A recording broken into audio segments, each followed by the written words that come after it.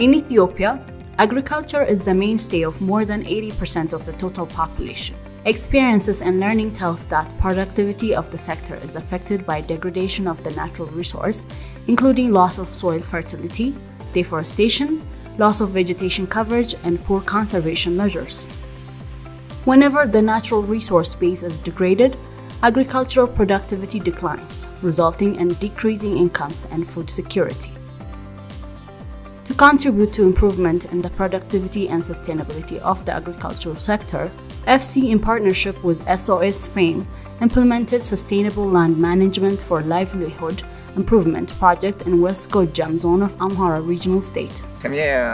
አላምነህ መኮንን ነው መባል አድራሻ የውዚው ወጥ ድንበሮ ነው ቀበሌ ጅብገደል ነው ነገር ግን የዚህ የቦረቦር ኮሚቴ ሰብሳቢ ነኝ ስለዚህ አሁን ይሄ ሻሃ እንደዚህ ሆነ ይሄ የቦረቦር እንትን እንደዚህ ተራራደብን ድሮ ይሄ የኛ እርሻ ነበር የኔ እርሻ ነበር ነገር ግን የእርሻው መሬት ይቀርና የከብታ ማጋ ይሁን ብለን የሚሻለው መስሎን የተሻለ መስሎን በባህል ብንጥለው የከብትን ክቺ እና በጋ የከብት ተጓጓዘበት ክረምት ያንን ጎርፍ ላሰው ከዚህ አደጋ ደረሰብን ተጋለጠብን ዛሬ መሬቱ እንደዚህ ሆኖ እንደሚታየው ታርዶ የተፈጠረ መሰለ የቦረቦር የተፈጠረ ከቅርብ ጊዜ በ1980ዎቹ ወደዚህ ነው አጋጣሚ ይሄ መንገድ ይሄ መሻገሪያ መንገድ የነበረ ወደዚህ ወደ ቤቶችን ቆርጦ እንሄድ ነበር ይሄ ራሱ በተልክኪ አጉል ዝምሮ ከብት ልቅ ግጦሽ እንትን ይያል መንገድ የነበረው ነው አሁን ይሄ በቃ ተጊዜ በጋበ ጥፍሩ ሲል ከርማ ክረም ደግሞ በዚያ ጎርፍ ሲገባ እየጠረገው ይሄዳል ተጊዜ አሁን በቅርብ ጊዜ ተከሰተብን ክስተት ነው The project was designed to create diversified livelihood options for smallholder farmers and to integrate sustainable land management practice in the intervention areas through promotion intervention related with soil and water conservation works, diversification of the agricultural activities including integration of livestock development, socio-economic empowerment of women through self-help group approach, promotion of alternative energy sources to contribute to the reduction of deforestation.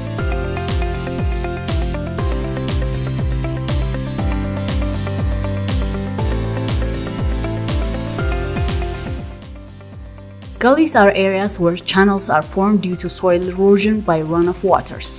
Often narrow channels are created and over short periods, the runoff removes the soil from its narrow area, creating considerable depths and widths. Gullies potentially reduce arable lands, agricultural productivity, and land availability, consequently leading to the displacement of people and vulnerability of households for different shocks and stresses. የሁሉ ለኛ የከብታማጋና ወይም የኛ የእርሻ መሬት ነበር ነገር ግን ያለፈ የትውልድ መሬት እንትን አገር ይመስል ነበር በእኛ እድሜ እንዲሰንክልክሉ ወጦ አገሩ እነዚህ ያረ እንጦሮጦስ ያገባውን አገር እንግዲህ እንዴት እናደርጋለን ተተን እንሄድ ብለን ያልነ ስንል በኋላ ይሄ መንግስት ይሄ ፕሮጀክት መጥቶ እንዴት አገር እንደዚህ ሲሆን አገር ለመንግስት ነው እንደዚህ ሲሆን እንዴት ተዘምብላችሁ ታያላችሁ አለ ምን እናርግ እንዲሆነ ተነንዶ መሬቱ ተሰባበረብን እንግዲህ ተተን መሄድ ነው እንጂ ተተን እንዳንሄድ አገሩ ሁሉ በረሃ ሁሉ ተይዟል እንዴት እናደርጋለን ብለን ስንል በሉ እንግዲህ አሁንስ ይሄ የሚሆን ከሆነ ህዝቡ አስተባብራችሁ አሁን ይሄ መንግስት ይሄ ፕሮጀክት ይረዳችኋል አይላል አይ ቀልድ ነው እንጂ እንዲሆነ ተነዳናደ መሬት ምኑን ይረዳናል አለ Soil erosion in particular, gully formation perhaps remains one of the most challenging environmental problems in Ethiopia.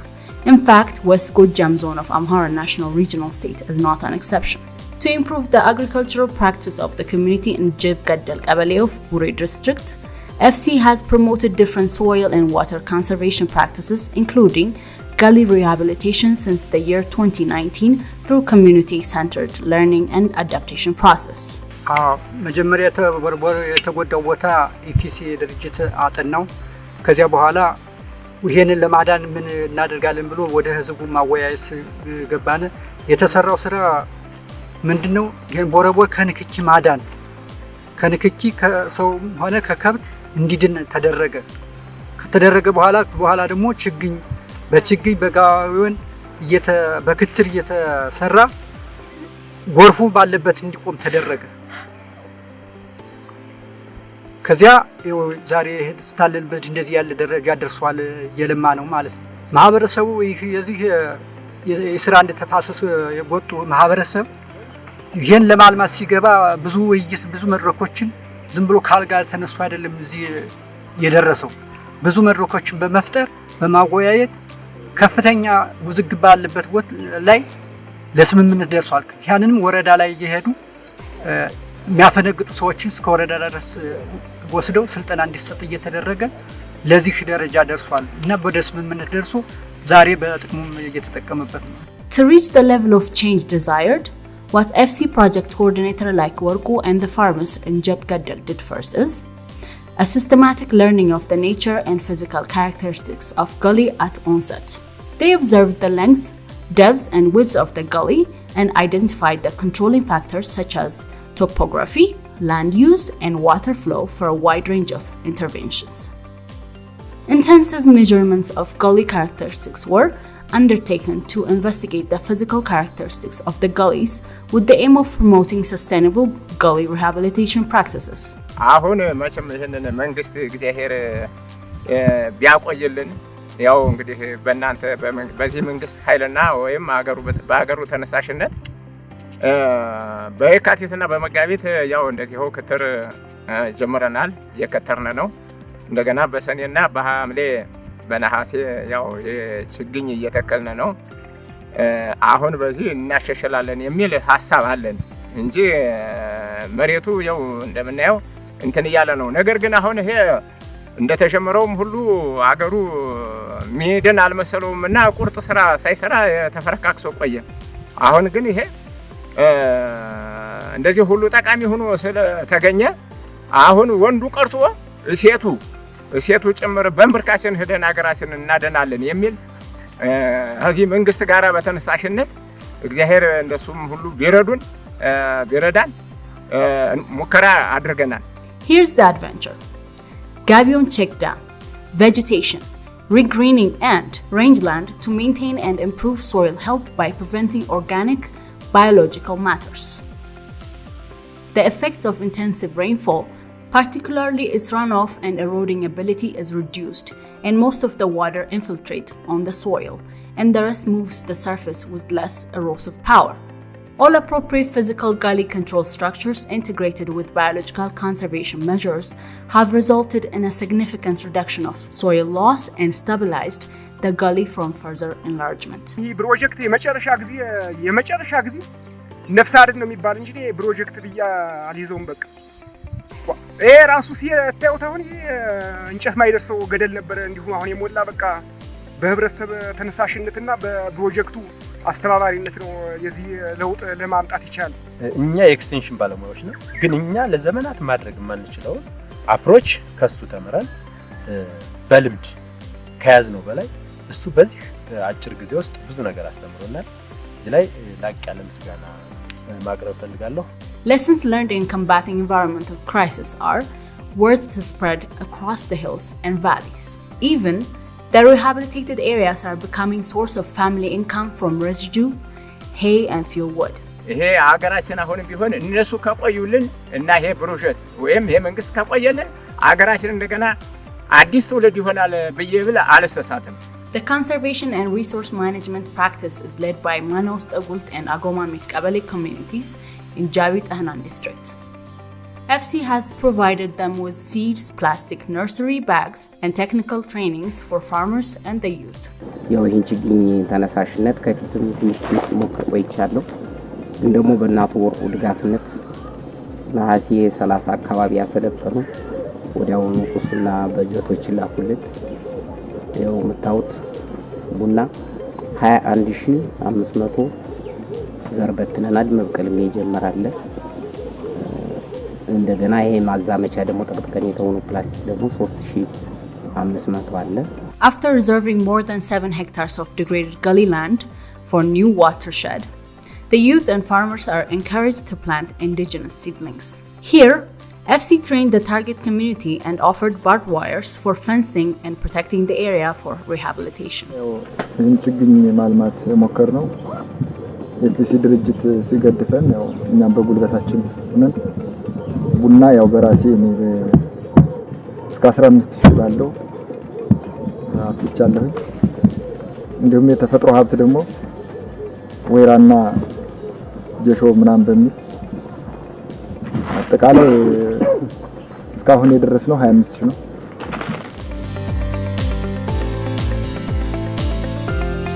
Another important walk of life in Agomamit is the promotion of alternative energy. Off-grid power is becoming an important source of household energy needs in rural Ethiopia, and biogas is one of them.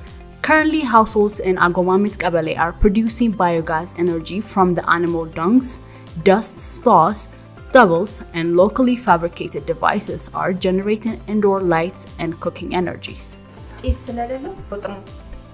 ከሰል ማይት ፍጥነትን በተመለከተ ጠቃሚታ አለው።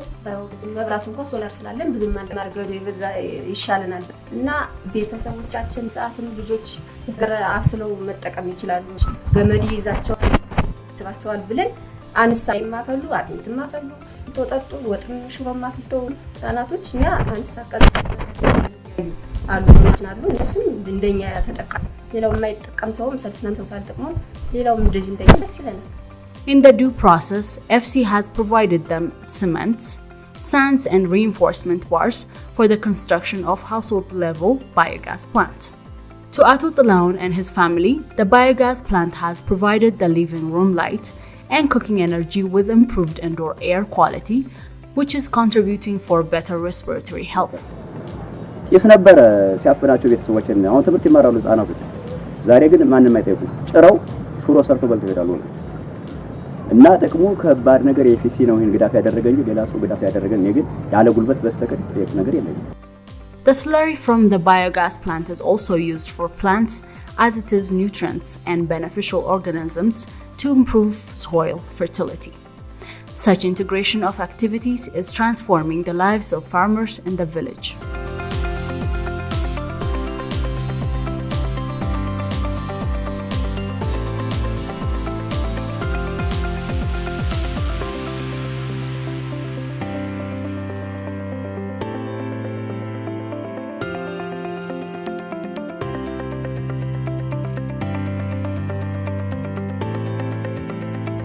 Farmers like Mose Amara and Molla Amara participated in the project. ቁመቱ 2 ሜትር 1 ሜትር በሆነ ጉድጓድ አዘጋጅቼ እየታየ ያለበት ሁኔታ ነው እና በጣም ይጠቅማል። ቴክኖሎጂ የሚከተል ሰው ምንም ወደ ኋላ ሊቀርበት ምክንያት የለም። እኔም በተጨማሪ በጣም ጠቃሚ ነው እያሏቸውና እያስተማሯቸው ነው። ከዚህ እርግጥ ምክር መቀበል በጣም ይጠቅማል። የባለሙያ ምክር መቀበል በጣም ይጠቅማል። እኔ ኮምፖስት ማዳበሪያና ያ ይላያ ሰማይና መሬት ተነገራችን ነው አውቀዋለሁ።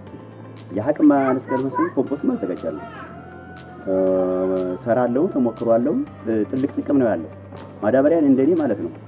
ብቻኛን ማባተልና እኛን ማባዘን እንጂ መሬት ያድናል አይደለም እና የኮምፖስቱ ልዩነት አለ።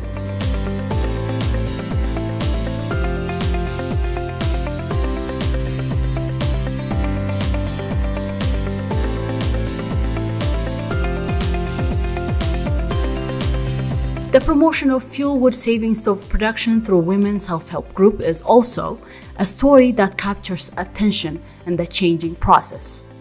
The project has contributed for reduced emission, increased saving capacity, and even created more jobs for women. After 18 months engagement, the project has made evaluation of activities with relevant stakeholders. And the stakeholders acknowledged, reaffirmed, and promised to sustain the impacts observed and lessons learned. ፕሮግራሙ ምናልባት ምን ያህል ጊዜ እንደሚቆይ ባላውቅም እንዲሁ እዛ አካባቢ ላይ የሚደግፉበት ሁኔታ ቢፈጠር በጣም ወረዳችን የሚታይ እንደው ቀርቷቸዋል ሳይሆን የሚቻል ከሆነ ድሉ ካለ የበጀት አማራጭም ካለና ወደዛ ነው ሳይቀይሩ መግባት የሚቻል ከሆነ ደጋማው አካባቢ ላይ በዚህ መልኩ ቢያግዙን የሚል ሀሳብ ለመስጠት ነው።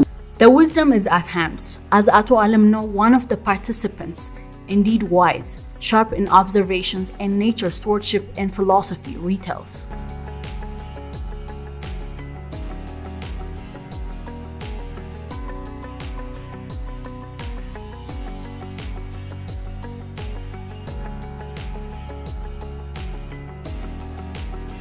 is, after all, the fate of our daughters and sons, and of the realm of the next generation.